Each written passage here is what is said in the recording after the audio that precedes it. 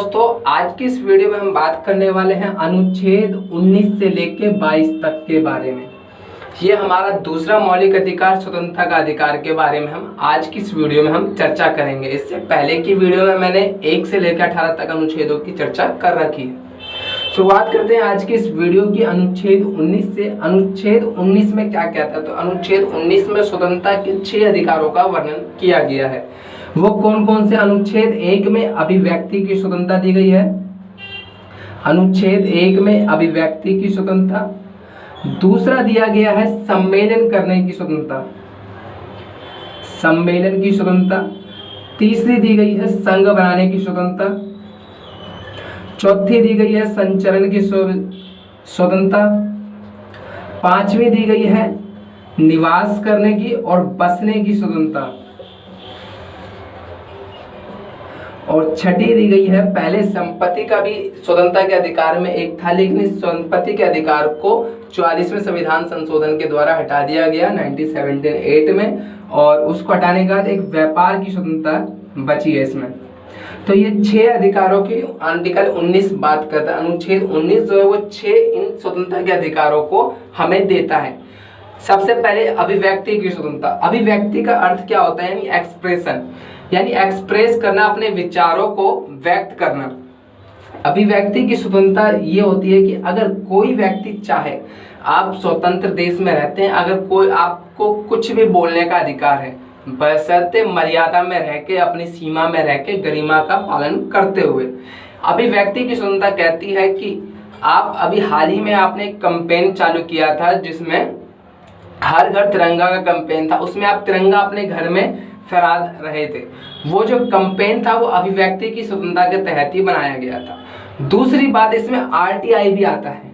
RTI क्या होता है कि आप इसमें अभिव्यक्ति की स्वतंत्रता है कि आप सरकार से सवाल पूछ भी सकते हैं, मुझे अपने कानून के बारे में बताइए, जो आप नीति निर्माण कर रहे हैं उनकी क्रियान्वयन कैसी है उनके बारे में बताइए। अभिव्यक्ति की स्वतंत्रता में प्रेस की स्वतंत्रता भी आती है कि प्रेस को भी आज़ादी दी गई है, वो अपनी सीमा में रहते हुए जो चाहे बोल सकता है। इसमें 3-4 पॉइंटों का ध्यान रखते हैं। सबसे पहले कि एकता का कहीं भी उल्लंघन ना हो रहा हो, देश की एकता का आप जो वाक्य बोल रहे हैं या जो कोई अभिव्यक्ति प्रदर्शित करना चाहते हैं उसमें देश की एकता अखंडता बनी रहनी चाहिए, देश की एकता अखंडता की क्षति नहीं होनी चाहिए। दूसरी बात जो है यहाँ पे सुरक्षा, कि आपकी अभिव्यक्ति की तो स्वतंत्रता है लेकिन सुरक्षा को ध्यान में रखते हुए ऐसा कोई वाक्य ना बोले या ऐसा कोई वाक्य प्रदर्शित ना करें जिससे कि हमारी सुरक्षा कोई हानि हो। तीसरा, यानी कोर्ट की बात, यानी न्यायालय ने कुछ चीज कहा उसकी आप अवमानना कर रहे हो, न्यायालय ने किसी चीज पर प्रतिबंधित किया लेकिन आप फिर भी वही चीज जो है एक्सप्रेस कर रहे हो तो उसकी भी मनाही है। साथ में आप किसी पब्लिक को जो है, पब्लिक को किसी भी डिस्टर्ब नहीं कर सकते। आपने कोई अभिव्यक्ति करी, अभी एक्सप्रेशन किया तो उससे किसी अन्य व्यक्ति को जो है उस वाक्य से दिक्कत नहीं होनी चाहिए, तो आपके अभिव्यक्ति की स्वतंत्रता है। नहीं तो इन 4-5 पॉइंटों के आधार पर आपकी अभिव्यक्ति की स्वतंत्रता को प्रतिबंधित कर दिया जाएगा। सबसे पहले आपने जैसे मान लीजिए एग्जांपल लेते हैं अभिव्यक्ति की स्वतंत्रता का। हाल ही में जेएनयू में हुआ था टुकड़े टुकड़े वाले नारे की वाक्य, आपको याद होगा। तो उसमें कहीं ना कहीं एकता के जो है वो क्षति हो रही, जिसके कारण वो प्रतिबंधित किया गया था, और उसके पीछे जो कहानी थी वो भी आप सभी को पता है, मैं बात जाऊंगा नहीं उस पर। तो मैं आपको समझाने के लिए कह रहा हूँ कि अभिव्यक्ति की स्वतंत्रता तो है कि आप कुछ भी बोल सकते हैं लेकिन एक सीमा में रहकर। दूसरा पॉइंट आता है कि सम्मेलन बनाने की जो है हमें स्वतंत्रता है, व्यक्ति को स्वतंत्रता दी गई है, नागरिक को स्वतंत्रता दी गई है। सम्मेलन बनाने का अर्थ है कि बिना हथियारों के जो है आप सम्मेलन कर सकते हैं।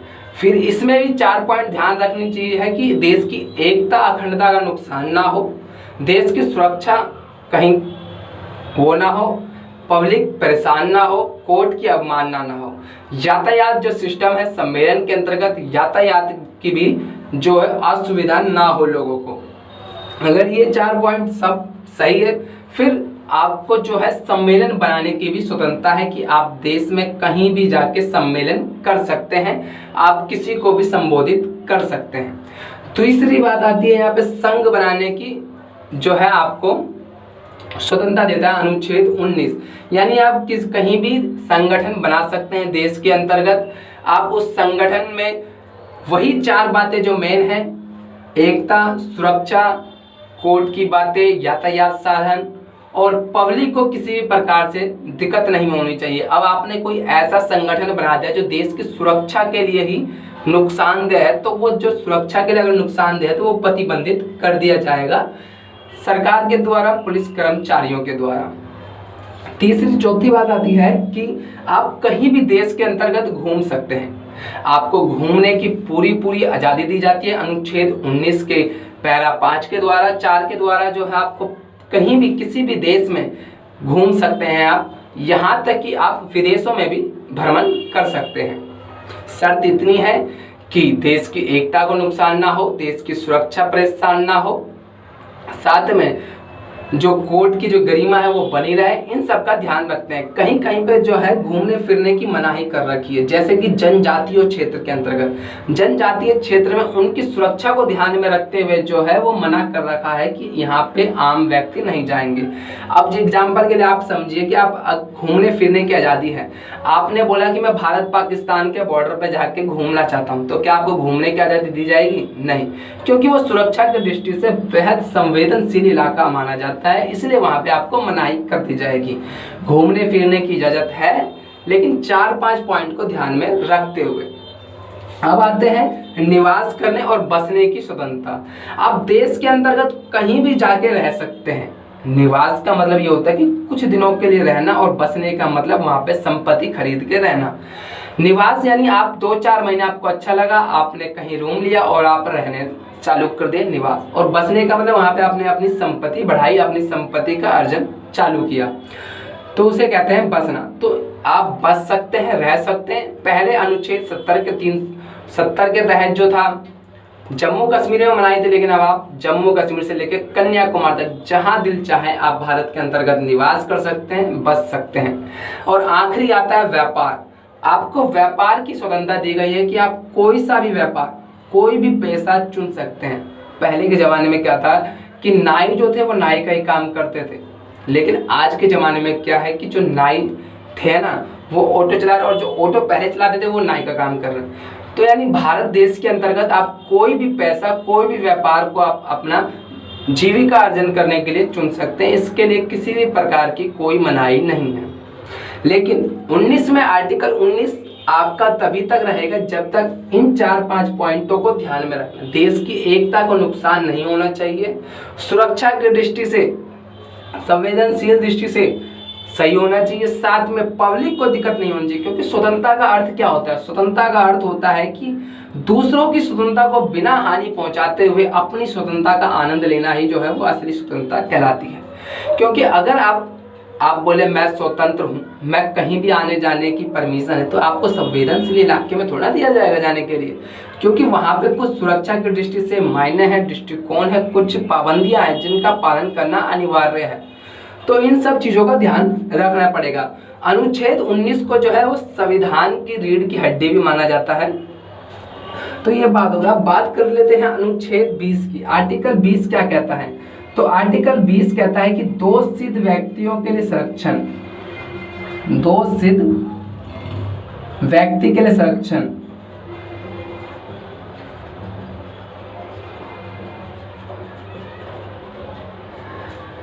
यहाँ पे जो है अनुच्छेद 20 जो है वो अपराधियों के लिए संरक्षण की व्यवस्था करता है।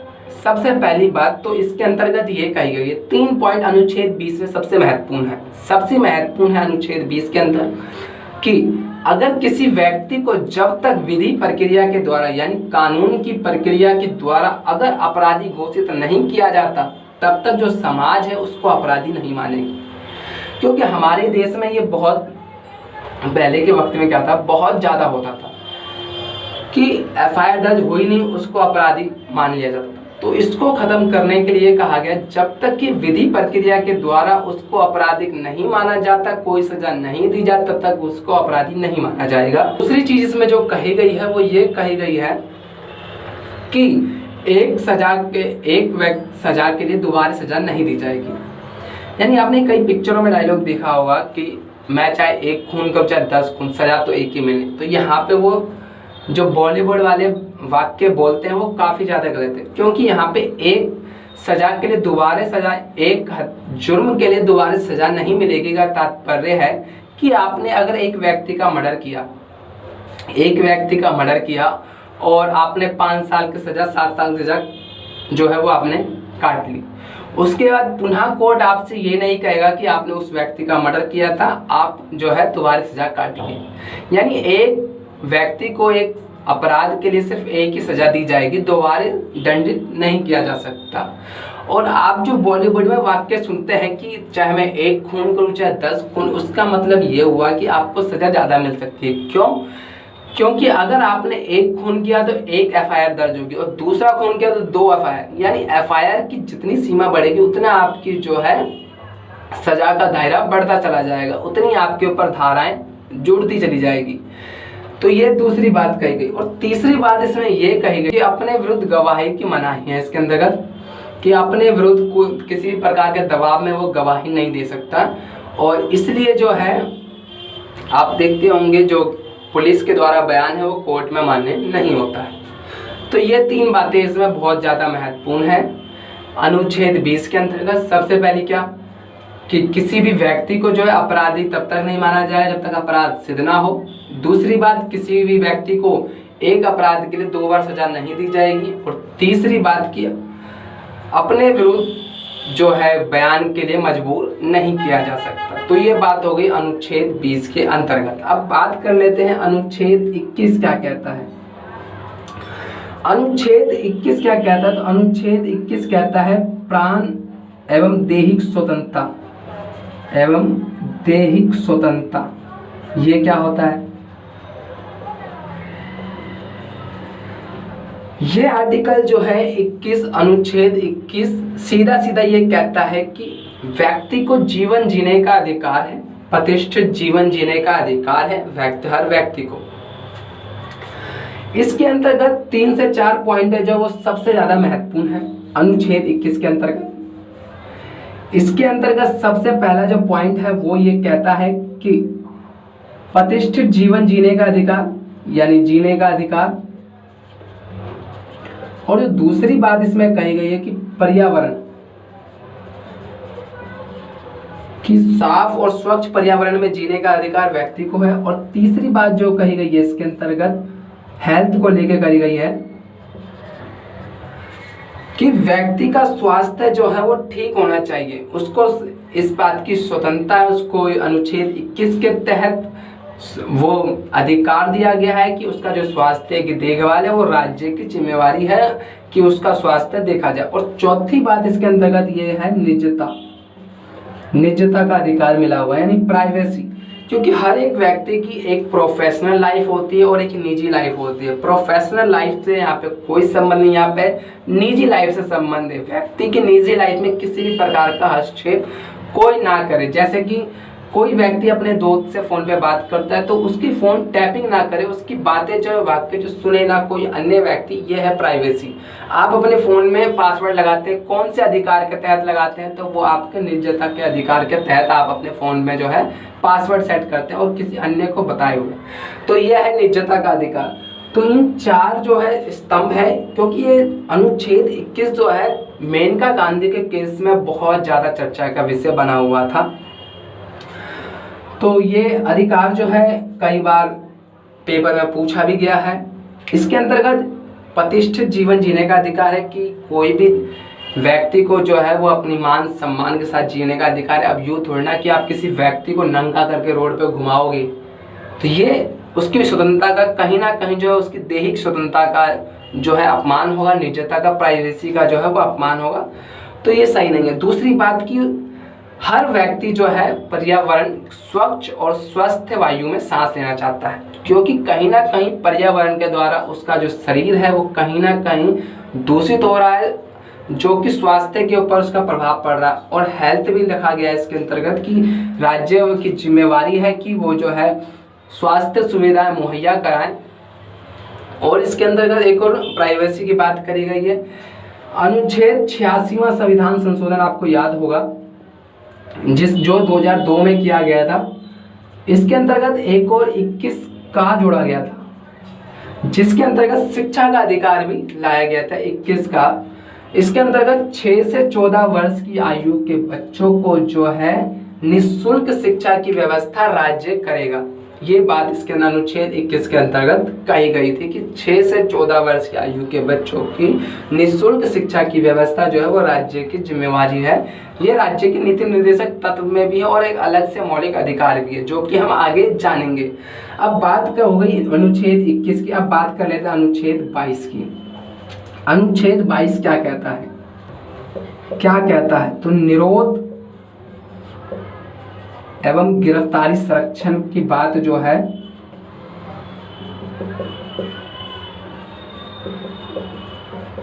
अनुच्छेद 22 करता है। अनुच्छेद 22 कहता है कि गिरफ्तारी के समय जो है हर एक को कुछ अधिकार है। 24 घंटे के बाद जो है मजिस्ट्रेट के सामने पेश करना, किसी को भी हिरासत में लेने समय वारंट दिखाना, ये सब बात जो है अनुच्छेद 22 में कही गई है। इसके अंतर्गत काफ़ी और महत्वपूर्ण चीज़ें हैं जो कि हम एक सेपरेट वीडियो में इसकी जो है चर्चा करेंगे, जिसके अंतर्गत हम आतंकवादी निरोधी कानून के बारे में जानेंगे। और अनुच्छेद 22 में बहुत चीज़ जानने वाली है कि इसमें काफ़ी ज़्यादा समझने की चीज़ है अनुच्छेद 22 में, जो कि हम आगे की वीडियो में समझेंगे। इसके ऊपर हम एक सेपरेट वीडियो हम जब बनाएंगे। अभी सिर्फ अनुच्छेद 19 से 22 में आप ये समझिए कि अनुच्छेद 19 में 6 स्वतंत्रता के अधिकार दिए गए हैं, जिसमें सबसे पहला जो अधिकार दिया गया है वो दिया गया अभिव्यक्ति की स्वतंत्रता, दूसरा सम्मेलन करने की स्वतंत्रता, तीसरा जो है संघ बनाने की स्वतंत्रता, चौथा जो है हमें कहीं भी घूमने फिरने की जो है स्वतंत्रता दी गई है, पांचवा निवास और बसने की स्वतंत्रता, और छठा जो है व्यापार करने की स्वतंत्रता दी गई है। अनुच्छेद 20 कहता है कि दोषसिद्ध व्यक्तियों के लिए संरक्षण, यानी एक व्यक्ति को एक अपराध के लिए सिर्फ एक ही बार सजा दी जाएगी। जब तक अपराधी सिद्ध नहीं हो जाता अपराधी का अपराध, तब तक उसको अपराधी नहीं माना जाएगा और किसी को भी मजबूर नहीं किया जाएगा अपने विरुद्ध गवाही के लिए। और अनुच्छेद 21 में ये कहा गया है कि प्राण एवं देह की स्वतंत्रता, यानी हर एक व्यक्ति को अधिकार है स्वस्थ रहने का, स्वच्छ वातावरण में जीवन जीने का, और साथ में उनकी कुछ प्राइवेसी है जो कि उनको दी जाती है। और अनुच्छेद 22 जो है वो कहता है कि गिरफ्तारी निरोध एवं संरक्षण की व्यवस्था करता है। गिरफ्तारी संरक्षण की व्यवस्था अनुच्छेद 22 करता है। इसके अंतर्गत बात करी गई है बहुत सारे अधिनियम एक्टों की, जो कि हम आने वाली वीडियो में जानेंगे। आगे हम जो बात करेंगे अगली वीडियो में, हम बात करेंगे अनुच्छेद 23 और 24 का शोषण विरोध अधिकार के बारे में। धन्यवाद।